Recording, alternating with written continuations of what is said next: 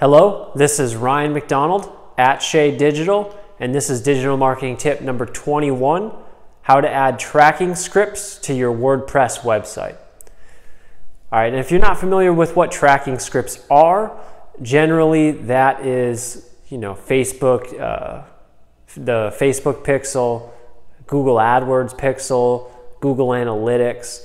This is kind of like your 101 foundational tracking scripts.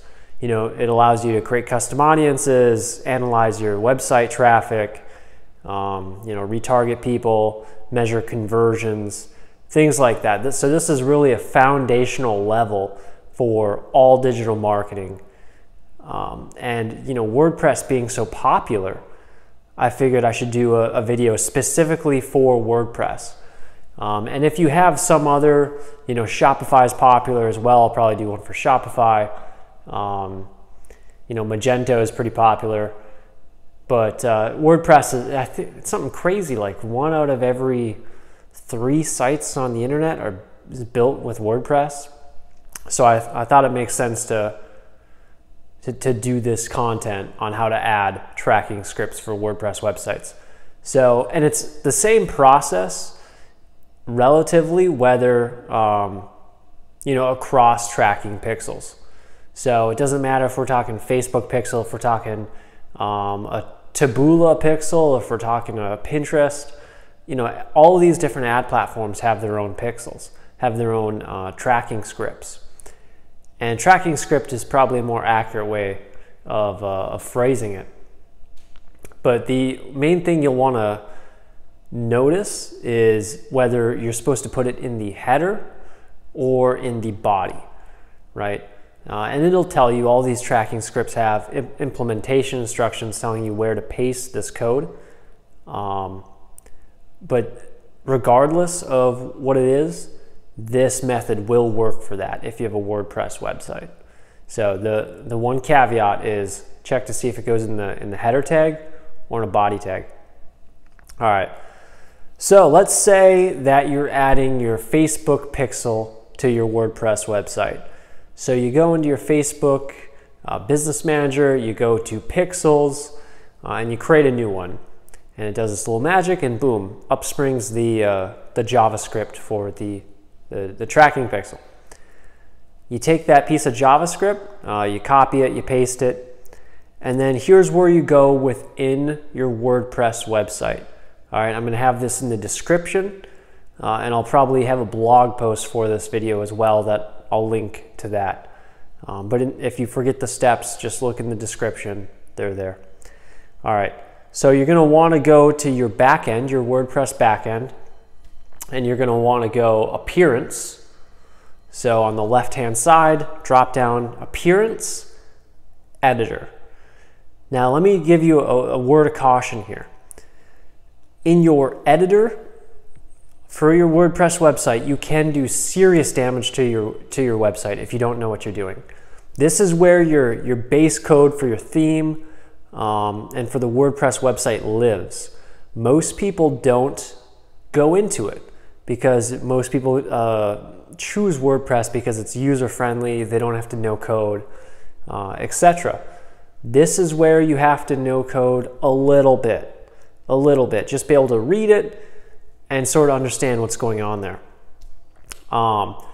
So a word of caution, when you go into your editor, Appearance Editor, there's going to be a little warning thing that says, hey, what you do here can seriously screw up your website, and it's 100% accurate. If you delete a large part of that code on accident, that is no bueno, right?